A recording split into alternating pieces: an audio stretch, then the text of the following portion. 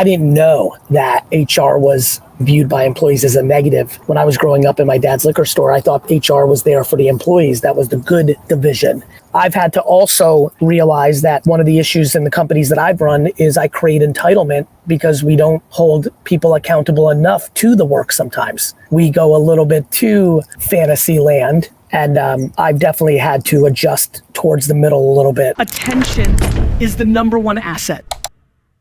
I am incredibly honored and humbled to have Gary Vaynerchuk on Passion Struck today. Welcome, Gary. Thanks for having me, Jim. So, Gary, today we're going to be discussing a couple new things in your universe. One is a brand new book, which I have right here, Meet Me in the Middle, which is a flip book, so I'll show both sides of it, which premieres the day this episode goes live. And we're also going to be talking about VeeFriends. And before we get into them, though, I always like to start with an origin question. And something that I talk about a lot on the show is the importance of values. And I wanted to understand, because my parents were really influential in shaping mine, how did your parents shape yours? Oh, I mean, in an exceptionally deep way. You know, I was born in the former Soviet Union. So we had a very immigrant story. I came to the US when I was 3, and we grew up very poor. I lived in a studio apartment with multiple family members, and so we lived very humbly and in Queens. And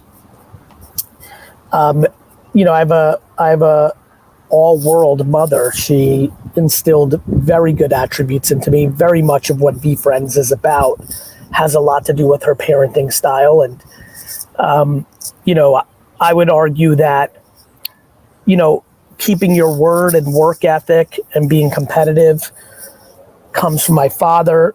Being kind and empathetic and selfless and compassionate, and really just a good human being and a leader comes from my mom. Hard work ethic and accountability comes from both of them. So, you know, I would say besides growing up in New Jersey, my parents, both from a DNA standpoint and a being very, very parented, is the foundation of my life. Yes, and I know with VeeFriends, part of the origin of this is that you're trying to teach the next generation of kids who are coming up values and other things like that. Can you kind of give the origin story? Yeah, VeeFriends and yeah. Yeah, you know, there was a concept I had back in 2017 called Workplace Warriors. I wanted to make these little toys and put them on people's tables to remind them that patience and kindness and empathy mattered in the workplace. And even if your boss is being a jerk, maybe she or he is dealing with something at home that you don't know about, or just these different, you know, things I really believe in: compassion, curiosity, competitiveness, accountability, patience. And so it's been hovering for a while that I wanted to do something for all the people that were emailing me and DMing me that they were struggling at work or they didn't like their job. It felt like a real issue in the world that I wanted to attack. And that kind of like dragged along as a project. I didn't get around to it because I was busy, and then COVID hit. During COVID, digital collectibles became a big thing, and I wanted to get involved, and I resurfaced this concept of Workplace Warriors, this time rebranded as VeeFriends.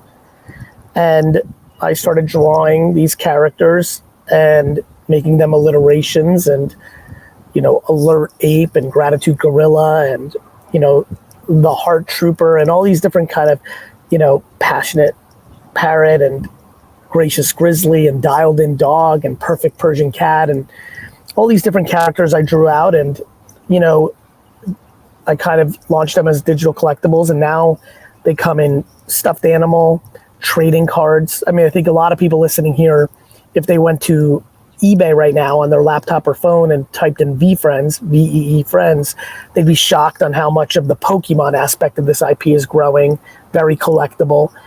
And now the Sesame Street part is a big focus of mine. And what I mean by that is really teaching parents and kids of all ages, you know, that positivity and kindness and warmth and good attributes has not been a lost art, even in this complicated world we live in, with technology and politics and all the things that I'm sure everyone who's listening thinks about. Staying true to historically wonderful principles of humanity is a great way, but also a contemporary way. I think, for example, a big reason I made competition a big part of this universe is I do think modern parenting demonized competition a little bit and focused on 8th place trophies too much, and I would say veered too far to one side. And so finding the middle has been a big part of this. And so I'm excited about growing these characters. And so the kids book comes out today. Meet Me in the Middle. You can find that anywhere, but predominantly probably on Amazon for people listening. And then this fall, we have a bunch of cartoons coming out with Candle Media, Moonbug, the people who make Coco Melon. And I'm excited about these cartoons hitting YouTube Kids. And, that putting out content in book form and audio form and video form and cartoon form and podcast form, this is the next chapter to expand this intellectual property. And I'm excited about building this for the rest of my life, similar to a Marvel or a Pokemon or a Disney or Sesame Street. And I'm looking forward to it. Thanks for sharing that background. And a couple things jumped out for me while you were talking. The first was, I'm not sure if you know who Dacher Keltner is. He's a professor at UC Berkeley, but he wrote this great book on awe, AWE. And what he discovered is that we typically think of awe when we see things like the Grand Canyon or a masterpiece or the birth of our children, etc. But he said that we find it the most in our lives when we see others perform acts of kindness unto another, or we ourselves perform acts of kindness. And I think this whole area of kindness is underrated, and you've highlighted it now 2 or 3 times. Why is this such a focus area for you? I think this concept of awe that you're describing intuitively comes natural to me. I think this goes back to the earlier question of parenting. I think I've always been a sweet person. I always viewed kindness as a strength. As a matter of fact, I remember having a visceral reaction the first time it settled on me why this saying, nice guys finish last, was so accepted. Felt so wrong to me. I've been able to navigate my life. I'm 48 years old, turned 49 in November, where I've been in the competitive field of business my whole life, where sharp elbows and stepping on other people and is commonplace. And I've watched myself and others that I admire have successful careers and be kind people, be mensches, be wonderful. And I think it's a misunderstanding. And so I think the answer to your question is it's just come so natural to me. In fact, I struggle in the reverse. Some things that I've had to worry about is not running away from negativity or being comfortable in those situations, because I have a visceral reaction to darkness and negativity and anger, and I cherish warmth and kindness, and now what I'm hearing, awe, and I put pressure on the people around me, my father, my grandmother, may she rest in peace, and many others around me that I feel look for negativity, deploy negativity, comes from a place of fear. I really struggle with fear. I think fear has been weaponized at scale in our society. And it's in me, it's in my soul to be a champion for the alternative. Well, let's discuss this alternative path a little bit, because you mentioned VeeFriends being kind of the next iteration of a company like Disney. And when I think of Disney's core mission statement, it is to create the happiest place on earth through the different mediums that they use. If you had a tagline for VeeFriends similar to that, what would it be? To help the world find the middle. I think the thing that I'm really struggling with is humans and parenting have become incredibly left or right, blue or red. And I think all the magic is in the middle. I think all the magic is purple. And I think having the capacity to having different thoughts and pulling from opposite directions is healthy. And so I'm trying to help the world find the middle, because I think balance leads to peace of mind and eliminates anxiety. And I think I wish more content on the world. Yeah, I love that answer. When I get asked the question, who are your favorite guests on Passion Struck? Obviously, I love having people like you. But what I try to aim to do is to have everyday heroes on the show, or people that I look at as everyday heroes, because I think we live in a society where we're trying to emulate people that are almost impossible to emulate, or show a false projection of themselves that the world sees, instead of these true, authentic people who are doing amazing things in the world, even if they're only touching one or two people, but they're making a huge difference. And to me, I saw a lot of parallels between what you're trying to do with VeeFriends and trying to make people emulate the everyday hero aspect of the characters that you're trying to bring to life. Is that a good way to think about it? It's an incredible articulation, John. And I would argue that as my internet fame started to grow as an entrepreneur, my beat drum of kindness and accountability and compassion, sympathy, and being the bigger person, and the capacity to see other people's opinions, even if it's at your own expense, it grew, and it continues to grow. And I could tell that 15 to 25-year-old men wanted to emulate me because of my professional business entrepreneur success.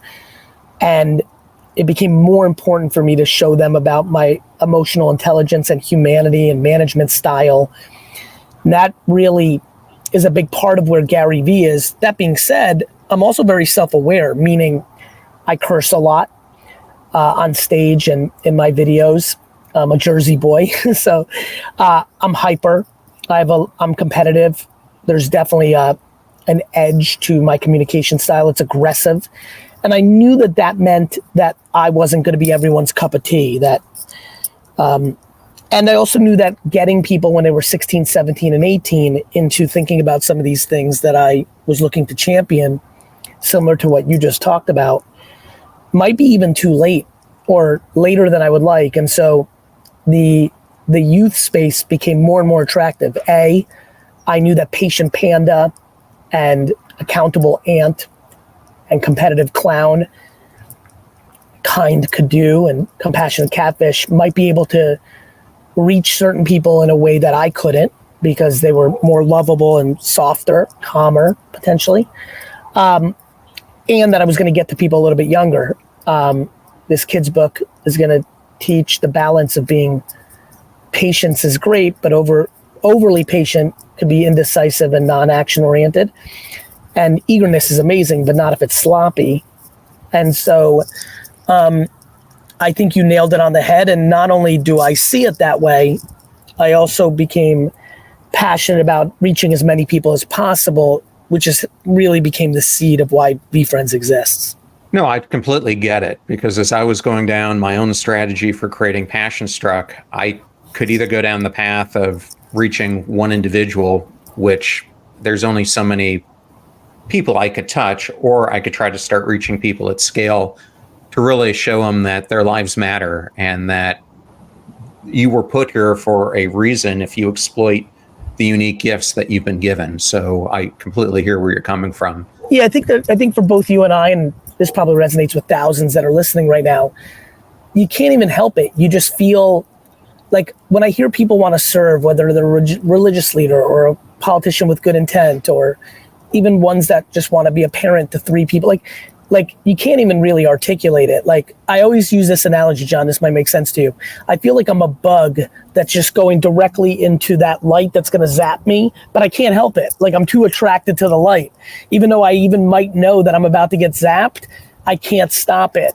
I don't know how to live without communicating positivity. I think negativity is very good at being loud. And I feel a sense of responsibility and a deep yearning to go towards the light of being an aggressively loud and scaled communicator of positivity. Practical positivity. I'm not delusional, but I think that I don't think people, I don't know if this one resonates with you, John. A lot of people say, Gary, I'm just keeping it real. I'm like, yeah, you're keeping it real negative. Like cynicism, I think, is lazy and dangerous. And I choose practical optimism. Practical. Like, I'm not delusional out here. I don't think you could just wish for a rainbow and it shows up. You've got to work. This is where work ethic, hardworking wombat is probably one of my favorite VeeFriends. I think hard work matters. I think accountable ant, I've mentioned him now 4 times in this interview. He might be my favorite character. I actually think, John, for the majority of the people that are listening right now that are not as happy as they wish they were, they would be shocked how happiness is a road paved with accountability. No, I love that. And I think what people don't realize, and you were talking about self-sabotage earlier and getting in our own ways, is one of my favorite phrases that I heard is this concept of we become our own visionary arsonist. We arson the very things in our life that we want to attain because we do these things that get in our way. It's the same thing that happens in work when projects go wrong. We do the same thing in our personal lives. And a lot of it goes down the rabbit hole that you're talking about of being unaccountable or being constantly negative and not seeing the positives that we have in life because we tend to gravitate towards the negative things. I was walking out of a supermarket this weekend. I was very busy because it was 4th of July weekend in a busy little town. And this woman was saying to herself as I was walking out, she was walking and she goes, "This is just terrible." And she delivered it with like real passion because it was chaotic. And I was just like, man, I don't know why it struck me. And there's no judgment. I'm sure she wasn't delivering it as the worst thing in her life, but it's funny you say that. I really do believe in life you find what you're looking for. And by the way, this was a very bougie, high net worth town on a 4th of July weekend. She's living a blessed life that she can go in and to the supermarket and pay 3 times the price for a common good that others can. And yet she chooses to be upset about how busy it is. And again, I don't want to make a mountain out of a molehill, but it is interesting that it struck me and I took note. And it just goes to this point. I genuinely believe humans find what they're looking for. If you're looking for positivity, social media is filled with it. My feed is filled with it. And if you're looking for negativity, I'm sure this will resonate with everyone because this is how most people see it. Well, social media and mainstream media is 100% allocated on negativity. And so, yeah, I mean, we report murders and burglaries, and it's pretty sad that we live in a world that doesn't report kind gestures and charitable donations and good warmth, Yeah, people might actually tune into the news instead of so many of us being disengaged by. Well, I think to the news's credit, they sell negativity because people tune into it's rubbernecking. We do tune in, unfortunately, but I do believe that whether it was Oprah during her prime, I can tell you right now, I'm pretty sure half my audience tunes into me because it's a burst of optimism. I mean, there's a lot of business advice going on with my channels, so I have to be aware that that's part of it. But yeah, I think people would tune in to positivity, but we definitely tune into negativity, and that is something I'd like to combat. So speaking of your business world, I wanted to ask you a question in that realm and then jump back into VeeFriends because Sure. It deals with emotional intelligence. As you're aware, I had one of your right-hand people on the show a while back, Claude Silver, and I was really intrigued because myself being a Fortune 50 senior executive, I always thought that at the core of the disengagement that we're seeing around so many companies is really that we don't treat the employees as individuals. We treat them in the microcosm of the job that we see them doing, not what they've done in the past, not the life that they have outside of work, not their long-term aspirations. And so it really intrigued me, and that's the reason I wanted to interview Claude. She was the first person I'd ever heard called a chief heart officer. How did that role and emotional intelligence come together? I needed to scale how I was operating as a CEO. Claude is an extension of how I built all my companies. It was very HR driven, but I'm the CEO. I have a lot of duties, and I got lucky. Claude worked on the client partnership sides of the agency. She was an account person.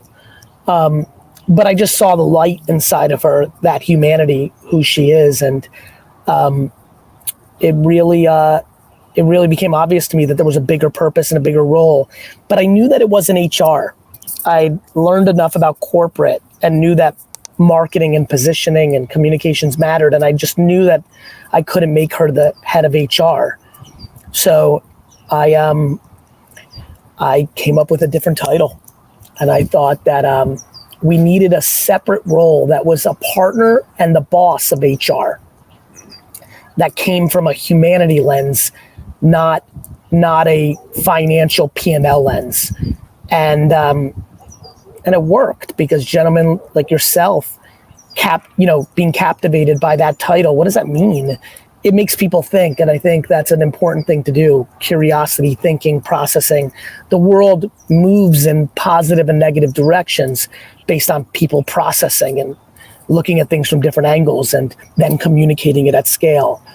I wanted to leave my mark on the business world, and I thought there'd be a lot of ways I could do that. And I feel like the chief heart officer role, which now I've seen pop up in other places, is going to be a little footnote in my career that I'm extremely proud of. And it's really, more importantly, forget about the external validation or the fun of like looking back at your career or feeling good about your deposit externally. Internally, for our 2,000 plus employees, it's been remarkable, because they understand that there's a different energy to that human being versus what they would accustomedly look at from a head of HR, which I came to learn, which you learned at the Dells and the Lows. Like, I didn't know that HR was viewed by employees as a negative. When I was growing up in my dad's liquor store, I thought HR was there for the employees. That was the good division. So yeah, I needed to make my point, and I felt one of the ways I could do that was with a different title, and it's been very effective. Yeah, Gary, my experience is I've really found that there are two different types of HR professionals, and I hate to boil it down to this, but it's been the track record that I've seen. There are those who are really tuned in to the company, to the employees, and have a vested interest in trying to do what's best. And then I see another set that are really just following textbooks and using this guidance that has no emotional feel for what is actually going on in the organization. And when I meet someone who's in that latter group, it was always a complete disconnect between what we were trying to do in the organization and the guidance that they were trying to give, compared to the other person who was just trying to make the culture the best that it possibly could be. So yeah, I really love what you're doing. Thank you, brother. I think what really struck me was like, oh my God, HR is just a weapon of the CFO. That broke my heart, John, when I had that aha in my late 30s, when I started getting bigger and my company felt more corporate than anything I'd been involved in before. That's it, brother. I'm with you on that. Like, I never saw HR as like the KGB for the CFO. I had no idea. That was a cold shower when I had that epiphany, that aha. That was something I was not in awe of. It was the reverse. That was a gut punch of like, oh man. So for me, HR is the weapon of me, the CEO, who is willing to leave a lot of profit on the table year in and year out to have a culture that feels better.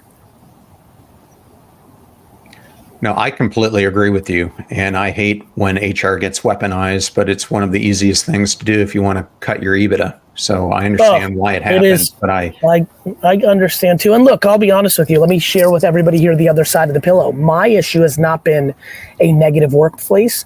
My issue has been overcorrect. This is back to why I care about the middle.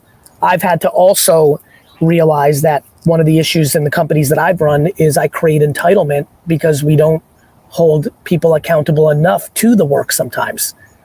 We go a little bit too fantasy land, and businesses unlike corporations, unlike universities, unlike parenting, unlike government. Like if you don't make payroll, I was on a board meeting the other day and someone said, nobody's going to care about our HR and our DE&I if we're out of business.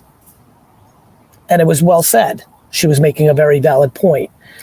And I've definitely had to adjust towards the middle a little bit because there was a little bit of a fantasy land that I was creating, which led to entitlement and delusion. And what that really did was it really hurt the A and B players that were putting in the efforts and the works, because we were letting D and F players get by, and that creates resentment and unhappiness for the people that are lugging that quote unquote not as good weight around. And so I would say to people that are really passionate about the good, the one unfortunate thing about business is it's based on merit much more than other things.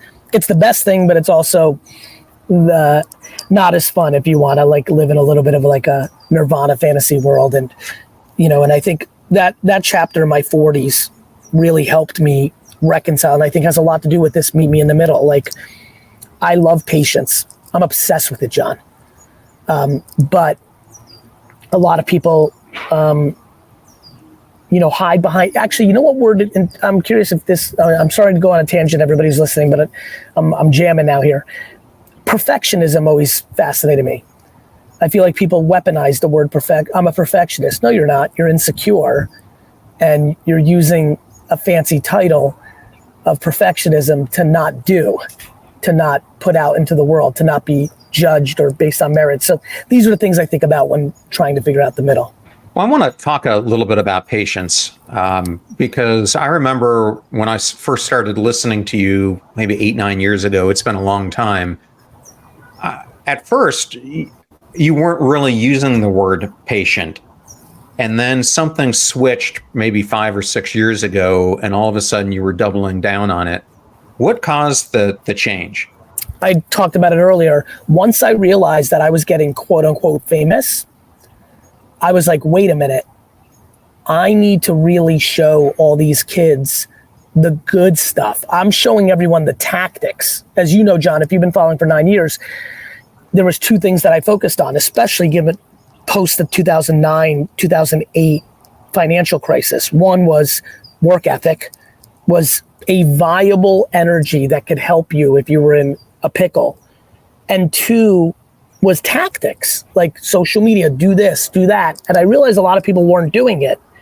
And as I dug deeper and spoke to many, many, many more people and listened to a lot more DMs, and read a lot more emails, I realized it was emotional stuff. It was insecurity. This was a game of self-esteem versus insecurity. This was accountability versus blame. This was patience was easy for me because I wasn't worried about judgment of the outside. It was hard for others because they wanted to get rich quickly, to be able to flex in front of others, to get outside validation. So it was a reaction to sense of responsibility and understanding of the ingredients that were missing in my message that actually allowed me to achieve not only the financial success, but the success of peace of mind.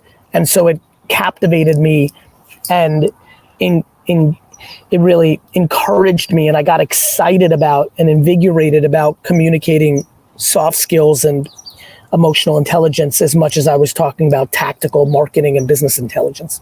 Yeah, well, I want to jump on this point, and I'll just tell a little bit of a short story of me. It's kind of a vulnerable moment here.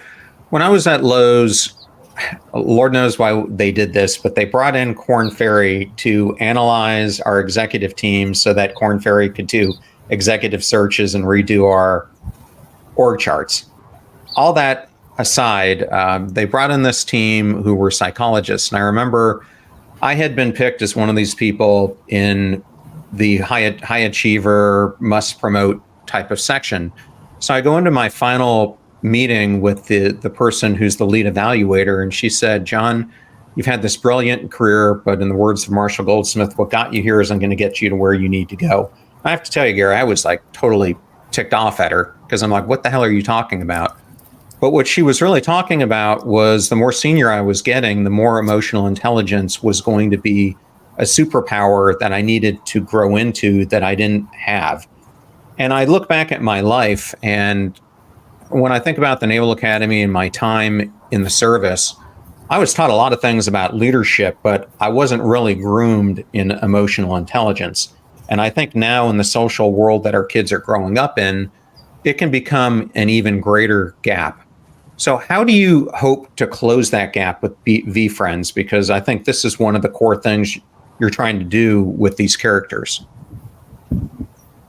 I'm sorry, that chopped that last part. What was the last part, my friend? What was the question? My question is, I think that there is a growing gap, especially for kids right now, with learning emotional intelligence, especially since, yes. Yeah, got it now. Thank you. Yes, but I think you'll agree with me on this, John. We talk more about emotions with kids than we ever had before. I would argue that much of what was a challenge to me through the first 40 years of my life is the current challenge with children, which is, it's crazy. I was raised in a way to be incredibly accountable. I almost went too far in the other direction, and I had to find the middle. I think we talk to children more about emotions than ever, but we've lost our way. And obviously there's a million different parents out there, billions of different parents out there. So everyone does it different. I don't like generalizing, but yes, I do think we need to talk to kids about emotions, but I actually think the place we need to go with them is to make them more accountable, is to let them lose a little bit more. I think we've over-coddled a generation of individuals. And I think that the emotional intelligence we need to talk to kids about, believe it or not, is less about kindness and compassion, and it's more about tenacity, accountability, competitiveness. I think we've actually gone weirdly in reverse of where corporations need to do a better job of talking about compassion and caring and things of that nature. I think youth needs a little bit more tough love. We've gone away from grounding. We're a million years away from spanking. Youth sports parents are trying to manipulate outcomes. We're just overprotecting. We've created bubble babies. And I think the emotional intelligence we need to talk to kids about is thick-skinned, self-esteem, tenacity. And I think that comes through really letting them live life versus tracking them on their phone. I mean, it's unbelievable what we've done with children, and we need to look at that. Well, no, I wholeheartedly agree with you there. I mean, you and I, the way we grew up is so far different than the unfortunate way our kids are being forced to grow up. We had so much more freedom to make mistakes. So much more. And it's on us as adults. And we have to, and it's about conversations like, John, why are we giving kids 8th place trophies? There's no rationale. They came in 8th place. I mean, it's okay. Like I think a lot of stuff, like creating celebratory for effort is lovely. Like effort matters, but to manipulate it as an outcome of success has really confused people. And it leads to so much of what everyone's struggling with. Like people want to blame social media for a million things, but in reality, that's just a mirror of our actual society. Social media is an empty vessel. Humans fill all the content that goes into social. We've really got to have this conversation in a real way. And what I'm sad about is that people think it's or. I think that people think you've got to be competitive or hardworking or it's winner takes all. It's not. It's not an or thing. You can have merit and kindness sit at the same dinner table. Well, and speaking of the dinner table, how do you see VeeFriends, or how do you hope VeeFriends will impact families and the way parents and children interact going forward? How do you see the VeeFriends being? John, you're going to like this. The cartoons, because I've been very involved in those right now, which will come out in the fall. Every episode has a moment where I'm really poking at the parent more than the kid. It's a little disguised to the kid in the comedy and the entertainment, but my hope is that when a parent reads this new book, which comes out today, that while they're reading it, they have a little bit of an aha themselves, either for their own life or in how they think about having conversations with kids. I'm just trying to contribute. Now, I think it's very dangerous to tell an individual person how to parent their kids because there's so many things you don't know. But I think there's room to have overall macro conversations, and that's a contribution I want VeeFriends to have. So Gary, I have actually written a children's book. It hasn't been published because my team keeps on telling me the timing isn't right. But it was so much harder to write than I ever expected it to be. What was your thoughts when you wrote this book? Was it harder for you to do than you expected? I don't want to fib. I wouldn't say harder, John. I would say that I feel like I've been thinking about this stuff every day for 15 years. that it kind of flowed. I'll tell you what was hard. I really wanted this story to be about optimistic otter, and cynical cat, two characters in VeeFriends. And HarperCollins, my publisher, said that for the 5 to 8 year old demo that the book is written for, that the concept of cynicism was too complicated. And so I was a little heartbroken that I couldn't go with the first two meet me in the middle characters I wanted. But once I settled into being content and excited about patience versus eagerness as a meet me in the middle framework, the story flew pretty easily. I was very fortunate, and maybe this is what your challenge was. I already have this world so envisioned in my mind. We have these VeeFriends who need each other to help kids and parents around the world find the middle, and they do it through competition. That competition can create the change, that the challenge of competition, pure merit. So as you can imagine, because I had that all very thought out, once I had Patient Pig and Eager Eagle figured out, it wasn't hard for me to think about basketball as being the framework of where they played, and then it just flew. Once you have the setting and the concept. And so I think I was fortunate that I've put in a lot of time and effort to thinking about the framework and the pillars of this universe. And then to your credit, I may say all this, and as I start doing the next one, the story might not flow as easy. And I've been there. I mean, I've been writing a book called Perfectly Parented in my head, which is how I write my books, probably for 7 years now. And so I know what it's like when it doesn't flow. But this one flew. Well, that's great. And the technique that you use to develop this is really unique. It's a 2-in-1 flip book. So yes, here's Patient Pig, and then I'll flip it over, and then you have Eager Eagle. Mm-hmm. Can you discuss the thought process behind that innovative design? Manny Galana, creative director that has worked with me in the past, was with us for a while, worked for me at VaynerMedia.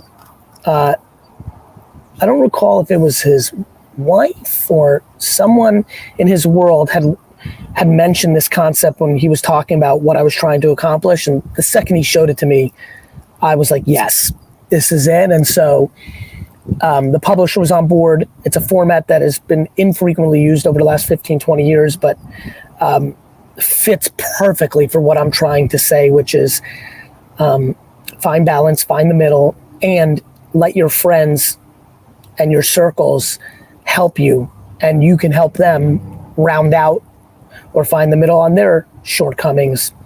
We all have strengths, we all have weaknesses, and together as a community, whether a family, whether an office, whether a neighborhood with a cul-de-sac, we can lean on each other to extract the strengths and the balance. And yeah, the story being told from two opposite directions and finding the middle, I think parents are gonna have a lot of fun.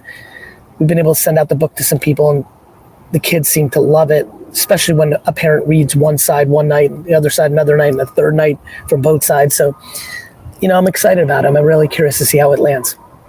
Yeah, no, I thought it was really interesting, and I was trying, my kids are now 20 and 26, but I was trying to go back myself and think about all the books that I've read to them and how this one, because it has the two different perspectives, it really does make it unique.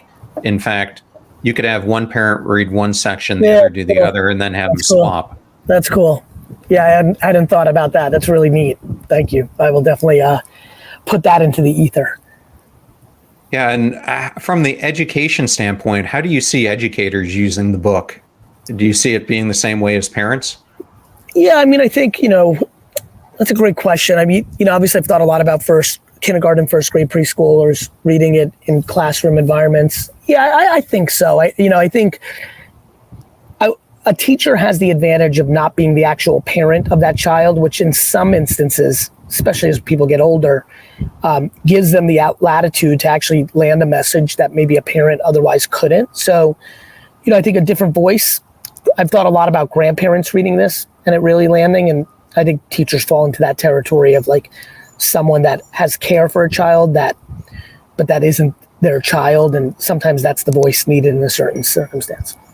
Okay, and then Gary, I just had two questions outside of the book for you. This whole podcast is really focused on the concept of the importance of being intentional in the way we live our lives, because I think so many people today live their life almost like they're a pinball and they just bounce off of things instead of learning how to play the game, instead of letting it play them. What's a great life lesson that you could give to listeners about the importance of living intentionally? The fear of regret. That's a life lesson. Boy, can I give you all a tangible thing to do. Go donate a couple hours of your time to a senior citizen home, retirement home. Donate your time. Literally Google right now, retirement home near me, and drive up to it and be like, hey, I'm Johnny, I'm Susan. I'd like to donate some hours. Is that something that's possible here? Many do, many don't. Find one. And when you do that, you're going to be amongst people who've lived full lives, people in their 80s and 90s. And I think if you're in the right environment, if you get a little time to be able to speak with some of those individuals, you will find out what I know to be true, which is regret is the great, great, great poison of humanity, and that you must mitigate it at all costs. And one of the ways to mitigate, if you fear regret the way I do, you will become intentional immediately. It will reshape the way you think about things, your relationships, your career. And it really will get you into a place where you'll say things like, for me, if I didn't do VeeFriends, I would have regretted it. I've always would have wondered, what if? And eliminating what if from your vocabulary is incredibly powerful and achievable. And so donating time to a retirement home to be a proxy to recalibrate your relationship with regret, I think will make you the most intentional. Yeah, I've got a great segue to that. There's this study that Tom Gilovich did, who's a professor at Cornell, and he's been studying regret for decades. And he did this survey where he looked at people who were in their third trimester of life, the people that you're describing. And he asked them, what was the biggest regret in their life? 76% of them gave the same answer. It was not pursuing becoming their ideal self. And what was interesting to me is it wasn't the mistakes that they had made. It was the what ifs, the should haves that they didn't pursue, which goes directly to what you're saying. To me, I'd rather die on my own sword than someone else's. This goes back to why I want to change. This is why I brought up 8th place trophies 9 times. We must teach children that losing is good. John, this is a very big conversation. This is a great thing to end on. Losing is good. Once you realize losing is good, when you just said that, I'm like, yeah, the reason I'm always doing things is if it's a complete and utter failure, I am so happy that I went for it, that it trumps the fact that I lost a lot of money, time, reputation. It could be literally anything. All of that is better than me not doing it and always wondering why. Yeah, I mean, it really ties into Bronnie Ware's work on the top 5 regrets of the dying, where that's the number 1 regret out of all the palliative care she did. Well, Gary, it makes sense. I'm sorry, I know you're wrapping up here, but I was going to say the other one that I have found, and I'm no researcher or scientist, but it comes intuitive to me. It's been really fun to listen to 70, 80-year-olds, especially some of the ladies. I've spoken to a lot of people in their 80s and 90s that are strangers to me before the conversation I have with them. The amount of individuals that wish they married someone else is really fascinating. I don't know if that came up in either of the things you just talked about, but besides not being what they wish they were professionally or as a father or a mother to their children, which comes up a lot, which has really shook me straight because I am a workaholic and I'm passionate about my career, but I fear answering the questions the way so many have answered to me, which is I wish I spent more time with my kids. The other big one was I wish I married Johnny Thompson or I wish I married Susan Smith. That's funny. Over the weekend, I happened to catch this video on Instagram where they had this women's retreat for people who were deeply disappointed in their spouse. And these people were hitting trees and screaming and getting out all this angst. It's funny. It's one of the biggest decisions, for everyone who's listening, give them a little extra credit here. Like, it's one of the great decisions of your life, right? Who you decide to spend your life with. And, I think we demonize divorce and other things. And I think there's a lot of truth to it. But on the flip side, fighting for love and happiness is really what a human should be doing. And I encourage everyone who's listening right now, as a final moment of this podcast, do not allow the judgment of your parents or your spouse or even your children, and definitely not your siblings or closest friends, and definitely not strangers. There's people who don't do things because they're worried about someone saying something on a social media post. Please don't live your life for anybody but yourself. Be compassionate, don't be selfish, be thoughtful, but mitigating regret is a great way to end this episode. And on that note, Gary, it has been such an honor to have you. Thank you so much for joining us, and congratulations on your brand new book. Thanks, John. Thanks for having me.